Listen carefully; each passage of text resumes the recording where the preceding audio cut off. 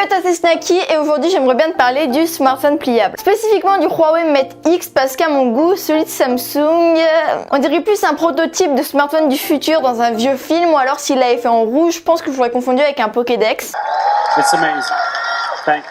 Tiens, prends ceci, c'est ton Pokédex et tes Pokéballs. Mais c'est pas le sujet, donc parlons plutôt du smartphone pliable à la vision de Huawei. C'est très innovateur, la tech est hyper bonne, mais la question qui se pose c'est à quoi est-ce que ça sert? Et cette vidéo est justement là pour y répondre selon ma vision. Je pense que ce qui est frustrant avec le smartphone pliable, c'est qu'on s'oriente de plus en plus vers un smartphone borderless qui s'efface au fur et à mesure de notre utilisation, et pour ça je reprends les mots du spot publicitaire d'Apple qui présentait l'iPhone X. Et pourtant le smartphone pliable va totalement à l'encontre de ça. La vision d'Apple avec l'iPhone X, c'est maintenant votre smartphone va devenir la prolongation de votre main et va s'effacer de plus en plus au fur et à mesure que tu l'utilises. Mais là, la vision du smartphone pliable, c'est si tu veux pleinement utiliser ton smartphone, il faut l'ouvrir et ça rajoute donc une étape en plus. Et c'est là, selon moi, que le smartphone pliable est incompris, parce que même si on se dit ouais c'est cool, ça double la surface de l'écran, c'est futuriste, voilà on peut l'ouvrir, le fermer, c'est ce qu'on voulait depuis je ne sais combien de temps, c'est pas destiné à tout le monde. Et ça, Huawei, ils le savent. Et je pense que si Samsung ils s'étaient un peu plus concentrés sur leur smartphone pliable, ça aurait pu donner un rendu bien mieux que celui de Huawei. Parce que Samsung, la gamme qu'ils ont que Huawei n'a pas, c'est la gamme des Galaxy Note. Et il y aura pas de blague sur les explosions parce que je vais te parler du stylet des Notes. Le Note, je le vois vraiment comme un smartphone qui a à l'intérieur de lui un carnet, dans le sens où t'as le stylet, tu peux annoter des petits trucs dedans et c'est cool. Et c'est pour ça qu'à chaque fois que je rencontre un possesseur du Note, je lui demande est-ce que tu te sers de ton stylet? Et j'ai remarqué que oui, il y a des gens qui s'en servent, mais au fur et à mesure du temps,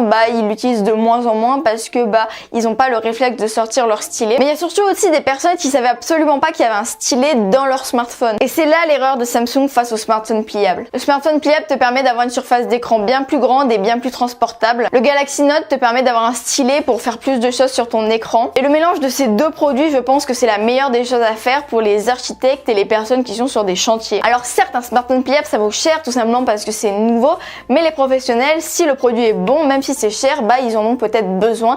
Et la nécessité du smartphone pliable, à mon avis, peut être hyper importante dans ce besoin. Et surtout, selon moi, le smartphone pliable, c'est pas fait pour tout le monde, et la meilleure audience, c'est les architectes ou alors les personnes qui travaillent sur des chantiers. Et là, si tu me connais un peu, tu vas me dire ouais, mais toi t'es pas logique non plus parce que ta cam c'est Apple et tu nous parles pourtant pas de l'iPad Pro. Le problème de l'iPad Pro, même si j'attends une version mini de ce dernier à la keynote du 25 mars, c'est qu'il est toujours trop grand. Et un Galaxy Note, le problème c'est que c'est trop petit. Donc si on va par là, un iPad Pro c'est trop grand, un Galaxy Note c'est trop petit, et le meilleur compromis, c'est le smartphone pliable accompagné d'un stylet. Donc voilà, dis-moi ce que t'en penses en commentaire. J'espère que cette vidéo t'aura plu. Je te remercie d'avoir visionné jusqu'à la fin. C'était Snacky et n'oublie pas, stay yourself.